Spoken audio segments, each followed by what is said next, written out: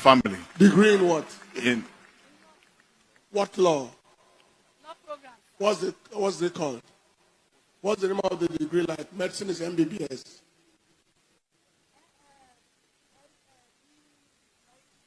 Give her the mic. What kind of degree is it? My medicine is MBBS. BSc, sir. BSc in law, sir. So the testimony is a lie. There is nothing like BSc in law. You either have LLB or BSc. It's a lie. The testimony is a lie. Please go back to your seat. BSc law. Subject wrong. Know the why and the how would come. And that has been on my mind since this Dunamis debacle started last Sunday.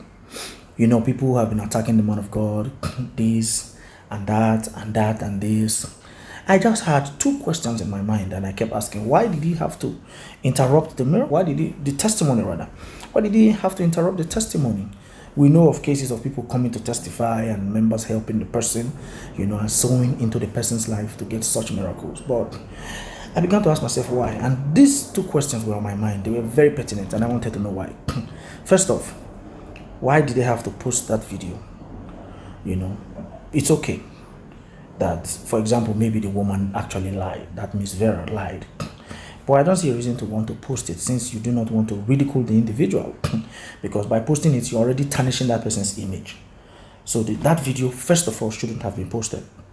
My point of view, the question I was asking myself.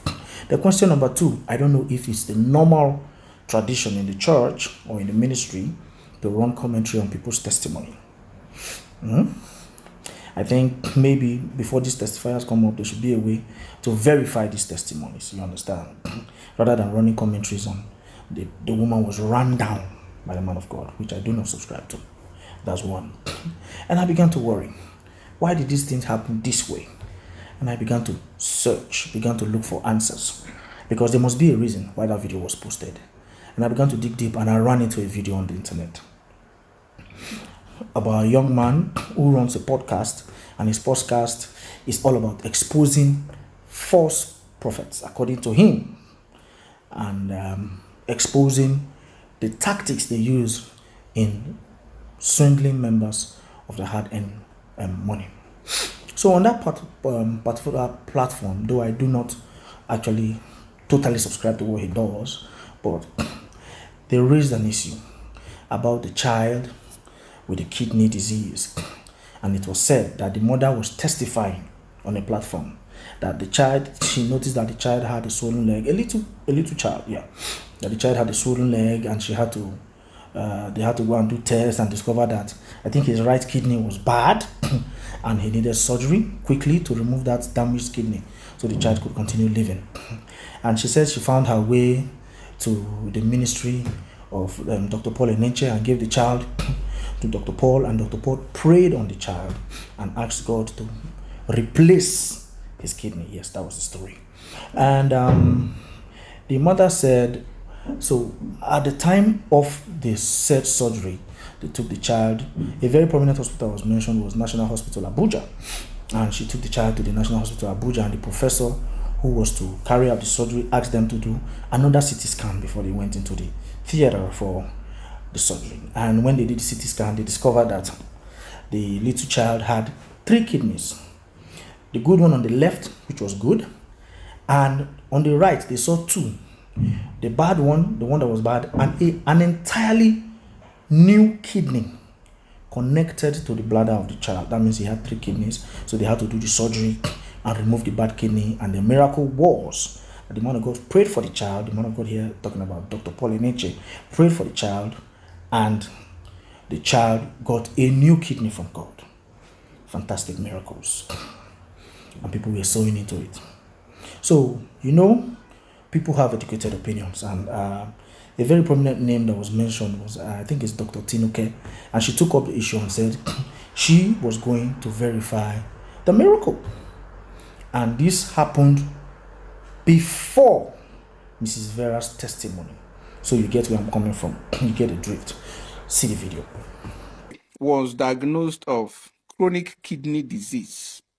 After his mom discovered his swollen leg, and thereafter got him tested at a general hospital in Abuja. He was thereafter transferred to National Hospital, Abuja for further screening, where it was discovered that his right kidney was damaged and needed to be removed for him to live a normal life again to a large extent.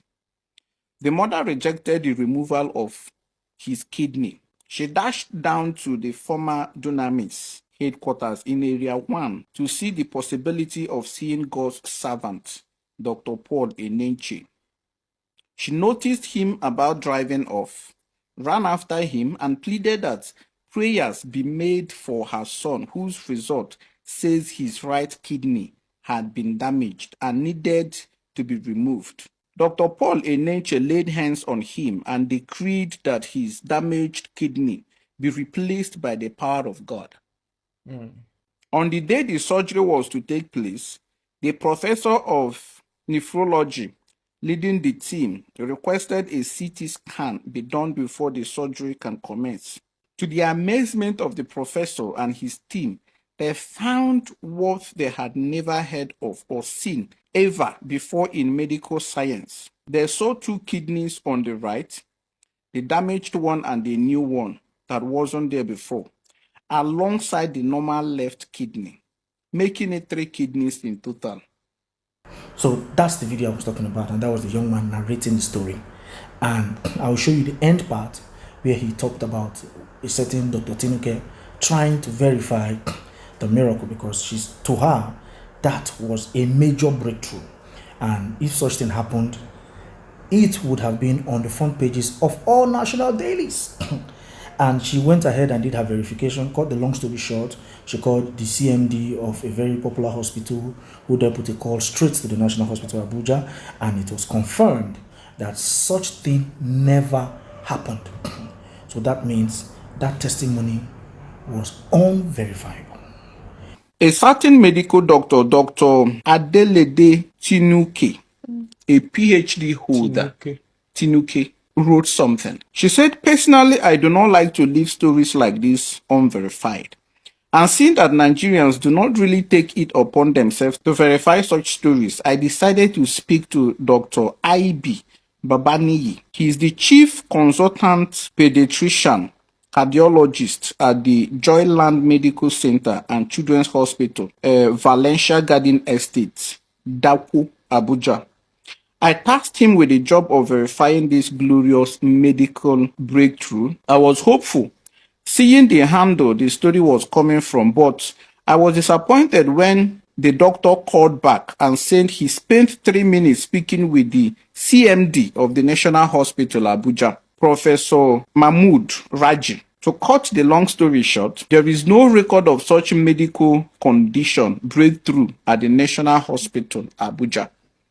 In his words, he said, Madam Tunuke, you are a scholar now. I am surprised you are asking these questions.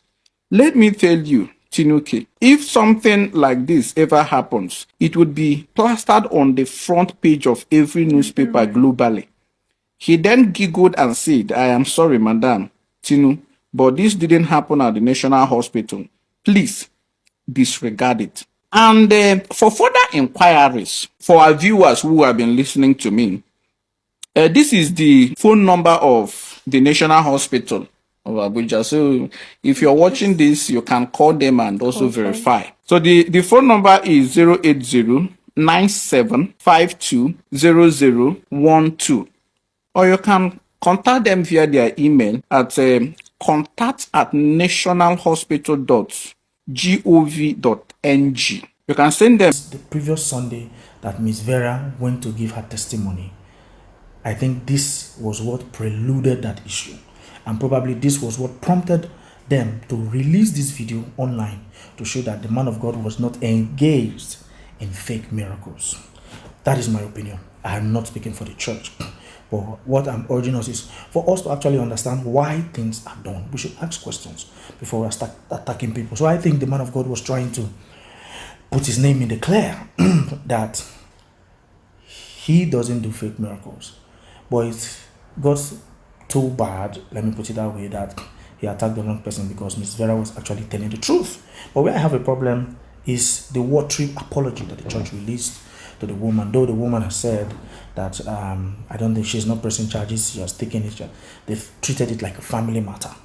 But you know, and she has told her online relatives to please sheath their sword. But you know, Nigerians, we will not rest. But for one, my take on this matter is simple. Let the man of God offer a public apology, not a private one, because she was embarrassed publicly and the video was leaked. So we also should see the video of him apologizing. It's simple. It's simple. That's my take. That's my simple take on this matter. No, and as well, we should have caution in how we attack people. Even attacking the man of God, these people have feelings. They are humans like us. So let's take it easy. Nigerians, I beg you, let's take it easy. But please, a public apology should be tendered to Ms Vera, even though she didn't request for it, for sake of posterity. Thank you. And my take for this week is simple. He who cannot host the baby and make the baby smile can also kill the baby. Thank you and see you next time.